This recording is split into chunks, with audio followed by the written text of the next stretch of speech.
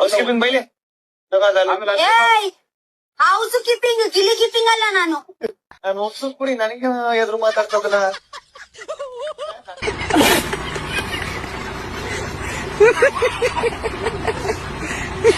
A few moments later.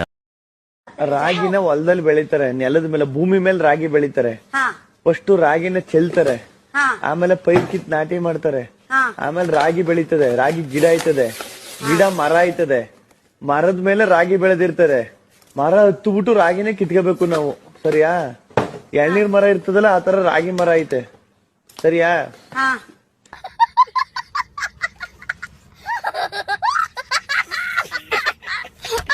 A few minutes later. ಎಣ್ಣೆ ಹಾಕಿ ಮಾಡಿದ್ರು, ಎಣ್ಣೆ ಹಾಕಿ ಹಾಗೆ ಮಾಡಿದ್ರು ಅಂತ ಅದೇ ಬಾಯಲ್ಲಿ ತಿಂತೀರಾ, ಅದೇ ಬಾಯಲ್ಲಿ ಹೇಳ್ತೀರಲ್ವಾ? ನಿಮ್ಗೆ ನಾಚಿಕೆ ಆಗಲ್ವಾ?